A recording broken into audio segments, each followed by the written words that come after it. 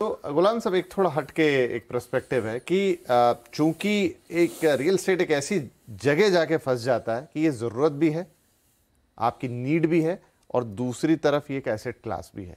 क्या यही इसका सबसे बड़ा कह लें कि फ़ायदा है, या यही इसका सबसे बड़ा नुकसान भी है? क्योंकि अगर कोई ऐसी कमोडिटी जिसमें जो आपके लिए एसेंशियल है और उसको आप ट्रेड भी करने लग जाओ, उसकी कैपिटल वैल्यू देखने, जैसे हम कार का एग्जांपल दे रहे थे, तो वहाँ कोई कार इसलिए नहीं खरीदता है कि एक दिन उसकी कीमत बढ़ेगी और उसको आगे बड़े दाम में, लेकिन यहाँ पर एक अलग चीज़ आ जाती है कि ये मेरी नेसेसिटी तो सबसे बड़ी है, रोटी कपड़ा और मकान है, लेकिन रोटी और कपड़े की ट्रेडिंग नहीं होती है, लेकिन यहाँ पर कैपिटल वैल्यू, एसेट ट्रेडिंग, जैसे अब भी आपने जिक्र किया कि मैं ये भाव बढ़ के 3 गुना हो गई, ये क्या फख्र की बात है? तो ये इसमें इस कैच में फंस जाता है क्या रियल एस्टेट? बिल्कुल दुरुस्त फरमाया आपने। ये एंगल बहुत इंपॉर्टेंट है कि जो खरीदा जो मकान खरीद चुका है वो चाहता है कि दाम बढ़े, और जो मकान बेच चुका है वो दाम बढ़ते हुए देख के दुखी होता है कि भाई मैंने क्यों बेच दिया। और जो खरीदना चाहता है उसको लगता है कि ये बहुत ज्यादा बाहर निकल गया। तो ये मसला तो बरकरार है, क्योंकि जो माइंडसेट है इसको हमने जो एसेट करार दिया है, और इस चीज़ को जब हम एजुकेशन कॉलेज वगैरह में थे तो हमें बताया जाता था कि इसीलिए तो इसे रियल एस्टेट कहते हैं कि ये हमेशा बढ़ता है, ये कभी नहीं गिरता। ये हमने एक over a period of time ऐसे कल्चर बना रखा है। वरना आपकी बात बिल्कुल दुरुस्त है, रोटी कपड़ा मकान, ना तो आप रोटी कट को ट्रेड कर रहे हो, ना तो कपड़े को ट्रेड कर रहे हो, इसे ट्रेड कर रहे हो। और इसमें जिस दिन आप खरीदते हो आप इंटरनली चाहते हो कि अब इसके दाम बढ़ने चाहिए, चाहे आप उसे कभी बेचो ना बेचो, लेकिन you want to see get that pleasure. आप वो एक तरह तृप्त हो जाते हो कि जब आपको दिखता है कि हमारे मकानों की प्राइस बढ़ते चले जा रहे हैं। लेकिन ओवरऑल जो सिस्टमेटिक फेलियर क्रिएट होता है इस सारे एसेट बेस को बनाने में, और कई सारी इकोनॉमीज उस रियल एस्टेट एसेट बबल के कारण ही डूबी हैं। 2007 का जो सबसे बड़ा जो जीएफसी ग्लोबल फाइनेंशियल क्राइसिस था, किस कारण था? रियल एस्टेट के कारण। Lehman Brothers, which was because of Freddie Fannie, which was जो रेसिडेंशियल इंडेक्स के कारण था। यही सारी चीजें हैं कि भाई लोग यही नहीं समझते कि अगर आपने चलिए ठीक है सोना खरीद लिया या इन्वेस्टमेंट, मेरे हिसाब से तो बेहतरीन इन्वेस्टमेंट ये है कि आप स्टॉक्स में डालिए, इन्वेस्ट कीजिए, और बेहतरीन जो आपके खुद के बिजनेस में डालिए। रियल एस्टेट में डाल देना, मकान खरीद के ये उम्मीद करना कि अब इसके भाव बढ़ते चले जाएंगे, ये एसेट की एज अ बुनियादी तौर पे वो डेफिनेशन गलत है। तो मुझे तो यूं लगता है कि इस डायलॉग, आपने बहुत अच्छी शुरुआत की, इस डायलॉग को ब्रॉड बेस किया जाना चाहिए कि रियल एस्टेट को कब इस एसेट के लिस्ट से निकाला जाए और सिर्फ यूटिलिटी, जरूरत की चीज के तौर पर देखा जाए। इस चीज की जरूरत अब मुझे महसूस हो रही है। हम तो बहुत खुश हो जाएंगे। पहली बात तो स्टैम्प ड्यूटी हट जाएगी जो आज, और क्या है पता है कि आप मकान आज खरीदे, बेचे कल, ये खरीदे, ये बेचे, आप खरीदे, ये 10 दफे होने में मकान से ज्यादा पैसे तो ये वापस सरकार पे आ जाएंगे। लेकिन मैं क्या बोलता हूं, ये और अनफॉर्चुनेट चीज सोचो, अनफॉर्चुनेट चीज सिर्फ डेवलपर मिलता है लोगों को बैश करने को। आज मैं बोलता हूं, आप ठेले पे जाकर चाय पीते हो ना, बहुत अच्छी है, आपको तृप्त भी होता है आप चाय पीने से। वो बेचारा 10, 15, 20 रुपये में चाय देता है आपको। वही चाय आप कोई 5 स्टार में जाके पीसते हो कि वहां पर वो 500 रुपया लेता है, लेकिन उसको कोई नहीं बोलता है। बोलता है कोई? आज रोटी कपड़ा, आज वही मनीष मल्होत्रा ने सिर्फ छू लिया कपड़े को, वही कपड़े में 2 जीरो लग जाते, कोई कुछ नहीं बोलता। बोलता नहीं ये तो डिजाइनर के कपड़े। मतलब ये पहलू कम से कम अब तो बंद करो। लेकिन ये तो क्या हो गया, ये तो बोलते हैं ना कि पता नहीं ये कब इस चीज को, और आज बोलने के लिए बोलते हैं रोटी कपड़ा और मकान। मैंने तो हर टाइम ओपनली सबको बोला है कि आपको किसी को बैरियर नहीं ना, आप बिल्डर बन जाओ। नहीं, बिल्डर बनने में कोई प्रॉब्लम नहीं है। अलग पर्सपेक्टिव है, लेकिन वही कि मनीष मल्होत्रा का कपड़ा या वो 5 स्टार की चाय जरूरत नहीं है। मतलब मैं ना पहनूं ना पीऊं तो मेरी लाइफ पे फर्क नहीं पड़ेगा, लेकिन मेरे सर के ऊपर छत, वो रिक्वायरमेंट भी है। और हालांकि आप दोनों से ही ये कहूं कि जो हम कह रहे हैं, जैसा आपने भी जिक्र किया, लेकिन आज भी तमाम रिपोर्ट्स हैं जो बताती हैं कि जो 70% या इवन उससे भी ज़्यादा इन्वेस्टमेंट के पॉइंट ऑफ व्यू से भारतीयों की जो सोच है, मानसिकता है, या उन्हें जो पसंद है, वो रियल एस्टेट ही है। अब इस चीज़ का आप क्या कीजिए? उसका रीज़न है सर, उसका रीज़न क्या होता है कि आज पहले से भी था, क्योंकि पहले से भी हर आदमी को क्या लग रहा था कि मेरा खुद का मकान होना चाहिए। क्योंकि अपने यहाँ पर रेंट कंट्रोल एक्ट या जितने भी अपने पहले जो कायदे थे ना, वो इतने बेकार थे ना, मतलब वो दे वर नॉट कस्टमर फ्रेंडली यार, जो भी हिसाब से।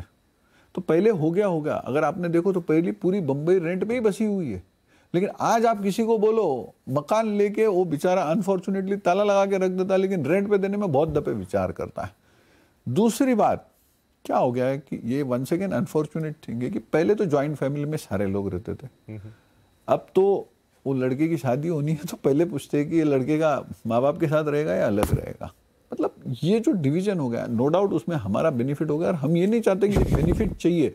मेरा कहने का मतलब क्या है कि ये जो सारे पहलू बदलते गए ना, उसके वजह से ये ज्यादा इंपॉर्टेंट होते गया। नहीं, और दूसरा ये भी कि हम बिल्कुल यहाँ पर आपकी या डेवलपर्स की बैशिंग नहीं कर रहे हैं, मतलब आपको मुबारकबाद और धन्यवाद भी कि आप आके ये चीज़ फेस कर रहे हैं पूरी कम्युनिटी के बिहाफ पे भी, और आप स्वयं तो डेवलपर हैं ही, तो ऐसा बिल्कुल ना आप सोचे और ना ऐसी कोई बात है। लेकिन हाँ, हम इस टेबल पर बातचीत करने की कोशिश कर रहे हैं कि एग्जैक्टली क्या चल रहा है, क्या हो रहा है। दर्शक भी मेरे ख्याल से इन सारी बातों को समझते हैं। अच्छा, व्यवहार आप देखिए, नॉर्थ इंडिया में प्रॉपर्टी को लेकर एकदम अलग अप्रोच है। जो अभी आप कह रहे हैं ना, एक पेपर से साइन होकर दूसरे तीसरे चौथे, गुरुग्राम नोएडा, सारी कहानी वही है। लेकिन जैसे ही पश्चिम में आते हैं चीजें बहुत बदल जाती है। दक्षिण भारत में वहां पे तो रजिस्ट्री होता है नहीं, वहां पे तो फाइनल रजिस्ट्री होता है। फाइनल रजिस्ट्री होता है, जितने भी डॉक्यूमेंट हो जाए, हाँ, कोई फर्क नहीं। और आप देखिए अभी जो पिछले 4 साल की कहानी है, उसमें मुंबई में भी मेरे ख्याल से भाव बढ़ा होगा तो 10-12%, ये भी मैं शायद ज्यादा बता रहा हूं, लेकिन नोएडा और गुरुग्राम वहां पर डबल 2.5 गुना, ऐसा कि मार्केट में ही आग लग गई।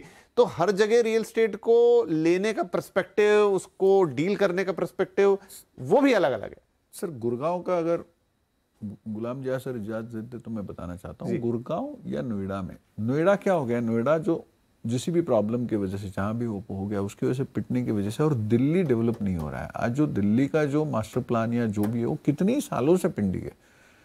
तो उसके वजह से क्या हो गया है कि पूरे दिल्ली या जिस एरिया में जिसको रहना है, और जिनको थोड़ा सा लगता है कि हमको लग्जरी में रहना है, तो वो पूरे गुरुग्राम शिफ्ट हो जा रहे हैं। वैसी हालत हो गई। इसके वजह से सडनली अगर आप देखो तो मुझे नहीं लगता कि 3-4 साल में कम से कम 2 से 3 गुना दाम बढ़ गया होगा।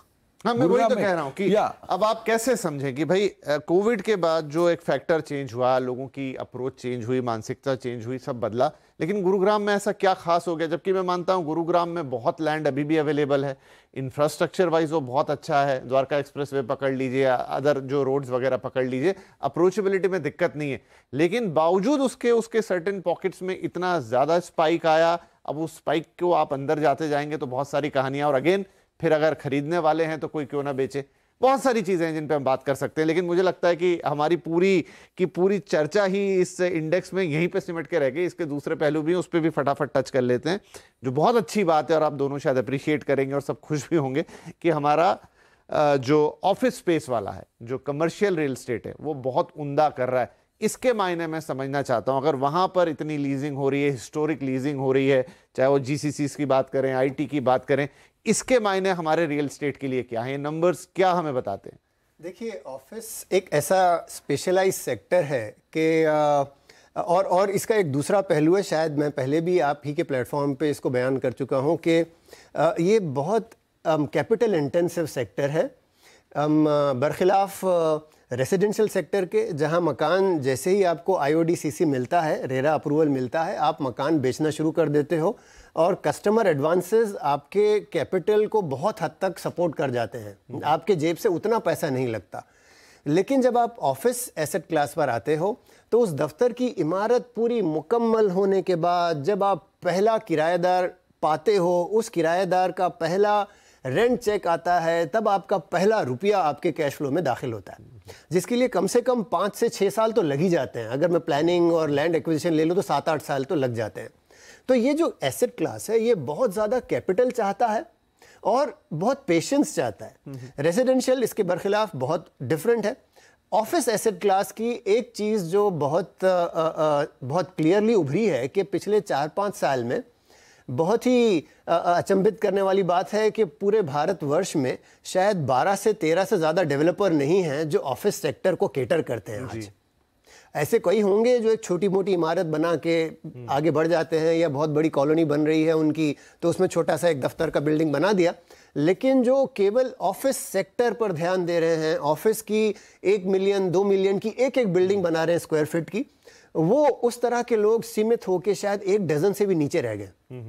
उसका कारण यही है कि बहुत कैपिटल इंटेंसिव है, और उसी डेवलपर को जब रेसिडेंशियल के सेक्टर में एक क्विक टर्न अराउंड टर्नओवर मिल रहा है, लो हैंगिंग फ्रूट, और यहाँ पर एक चीज़ चूँकि अब बात उस पहलू पर आ गई है, तो वंस अगेन अगर मैं उसको कंपेयर करूँ अफोर्डेबल हाउसिंग से, कि जब आपके उसी हाउसिंग में आपको अच्छे खासे पैसे मिल रहे हैं तो आपने अफोर्डेबल हाउसिंग पे ध्यान नहीं दिया। लेकिन ऐसे डेवलपर हैं जो हाउसिंग छोड़कर ऑफिसेज बना रहे हैं। आज हम जहां बैठे हैं ऐसे करीब में वर्ली जैसी लोकेशन पे जहां पर 1.5 लाख 2 लाख रुपए स्क्वायर फीट का माल बिकता है, यहाँ पर भी ऐसे डेवलपर हैं जो आज ऑफिस बिल्डिंग बना रहे हैं जिनका दाम अगर आप कैपिटल वैल्यू में देखने जाओ तो शायद 70,000 80,000 के ऊपर नहीं जाएगा। तो इसे फोरसाइट कहते हैं। ऐसे डेवलपर आज भी हैं जो उस चीज को समझते हैं। अगर ऑफिस सेक्टर आया तो ये चीज समझ में आती है, अफोर्डेबल में नहीं आती। तो ऑफिस सेक्टर जो है अपने आप में पिछले 3 से 4 साल में इतना बेहतरीन परफॉर्म कर रहा है। कोविड के बाद यूं लगा था कि भारत के ऑफिस सेक्टर का तो अब खात्मा हो चुका है, लेकिन जो बाउंस बैक हुआ है वो स्पेक्टेक्युलर रहा है। और इस वर्ष जहां तक हमारा अंदाज़ा है, साल भर के ये जो टॉप के 8 शहरों का हमेशा जिक्र करते हैं, ये तकरीबन 80 मिलियन स्क्वायर फीट का रिकॉर्ड ब्रेक करने जा रहा है। और ये तकरीबन 26% पिछले YOY जिसे कहते हैं ईयर ऑन ईयर ग्रोथ, पिछले साल के बनस्बत 26% की जंप इस बार हम लेने जा रहे हैं।